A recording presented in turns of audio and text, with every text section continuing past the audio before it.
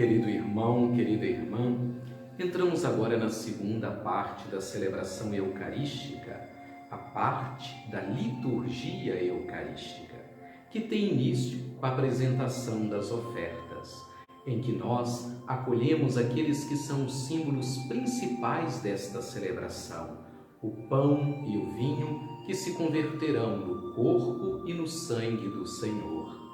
Também aqui é o momento em que nós oferecemos aquilo que pode ajudar no socorro dos pobres.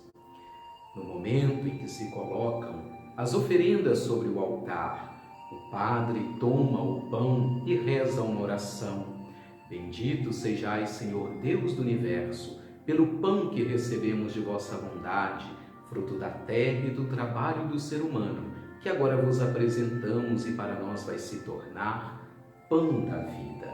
Afinal de contas, nós participamos desta celebração não só com a nossa presença ali na igreja, mas alguém preparou a terra, plantou o trigo, colheu, fez a farinha e fez o pão. Portanto, o trabalho do ser humano, a matéria, vai ser transformada, transfigurada na presença do ressuscitado. No vinho é colocada uma gotinha de água que representa a nossa humanidade que participa da divindade do Filho. Por isso nos é dito, pelo mistério desta água e deste vinho, possamos participar da divindade do vosso Filho, que se dignou a assumir a nossa humanidade. E o padre, tomando o cálice com vinho, reza também uma oração agradecendo pelo fato que alguém preparou a terra, plantou a uva, colheu-a e fez o vinho.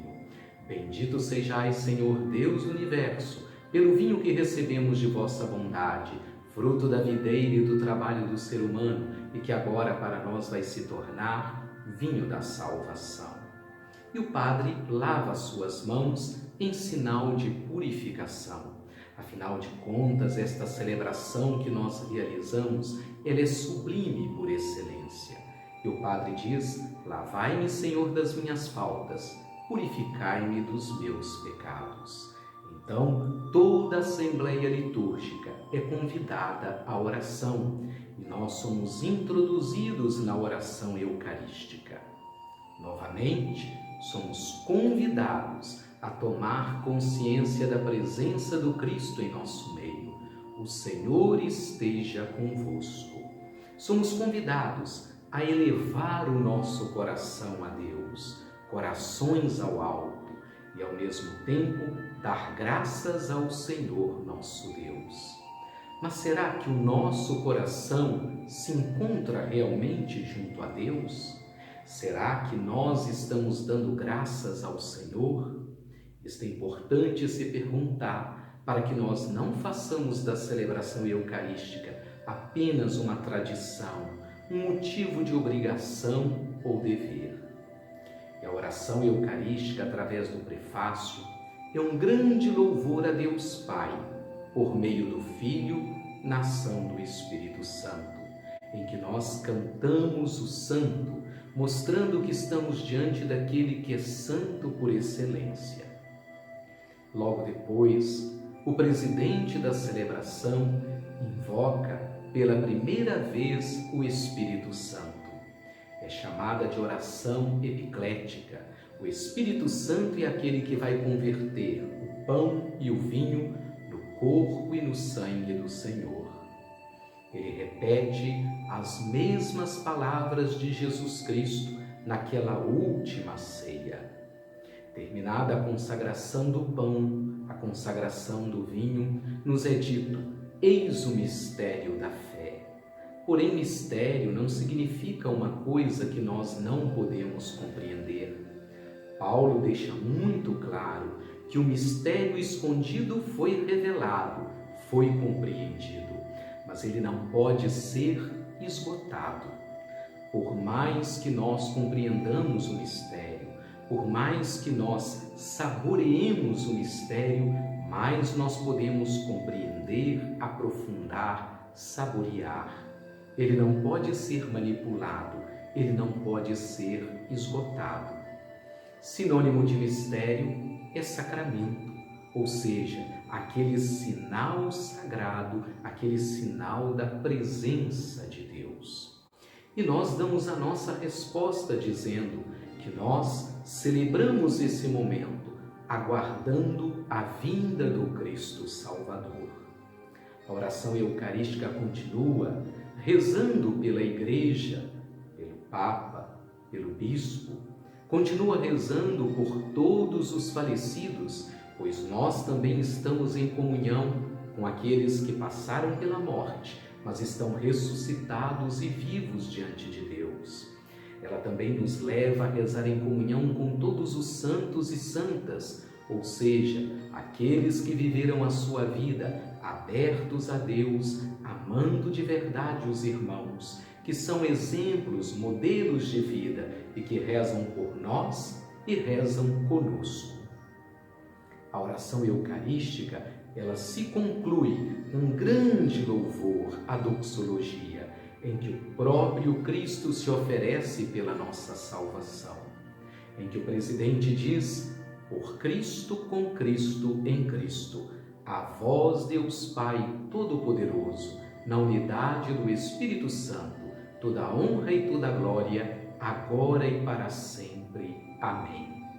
Nós somos convidados a viver a Eucaristia, a sermos homens e mulheres eucarísticos, com Cristo, em Cristo e por Cristo, em tudo aquilo que nós fazemos. Logo depois, somos convidados a rezar como Jesus rezava. Nós nos dirigimos ao Pai com as mesmas palavras de Jesus com o Pai Nosso. E assim Jesus nos introduz pela força do Espírito na intimidade do Senhor. Segue a oração pela paz, em que nós pedimos a paz para o mundo, a paz para a Igreja, a paz para cada um de nós. E esta paz é proclamada lá do altar, do alto, porque a paz, ela vem de Deus. E nós, acolhendo esta paz, também a transmitimos aos nossos irmãos e irmãs. Logo depois da oração pela paz, somos introduzidos no canto do Cordeiro de Deus, em que o presidente quebra o pão eucarístico. Afinal de contas, esse gesto, a Eucaristia, tem um sentido social. Ela é partilha. Quem sabe partilhar, sabe celebrar a Eucaristia. Quem celebra a Eucaristia, aprende a partilhar. E a vida de Jesus sempre foi assim, uma vida partilhada, a tal ponto que ele chegou a ser corpo quebrado, um corpo dilacerado, por amor aos irmãos e irmãs. E todos somos convidados a esta ceia do Senhor, porque a Eucaristia é alimento, não é merecimento, é graça.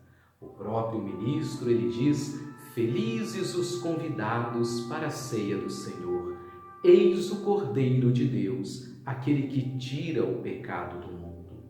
Jesus é chamado de Cordeiro porque esta metáfora lá do Antigo Testamento nos lembra do sangue do Cordeiro passado nas portas, naquela grande noite da libertação do povo judeu, do povo escravizado. Lembra também a celebração da Páscoa, em que o povo reunido comia o Cordeiro Pascal. E no templo era oferecido a Deus também um Cordeiro. Portanto, Jesus é o Cordeiro de Deus, aquele que nos liberta. É o Cordeiro de Deus, aquele que nos alimenta. É o Cordeiro de Deus, cuja vida doada e entregue traz mais vida para a nossa vida, nos traz a salvação. E nós respondemos a este convite usando as palavras daquele oficial romano que disse para Jesus: Senhor, eu não sou digno que o Senhor entre na minha morada, na minha casa, mas se o Senhor disser uma palavra, eu serei salvo. A própria palavra de Jesus Cristo é salvífica. A palavra de Jesus tem poder na nossa vida. E então nós nos dirigimos para a comunhão. Nos dirigimos de pé, atitude daquele que está em prontidão, aquele que tem a postura do ressuscitado.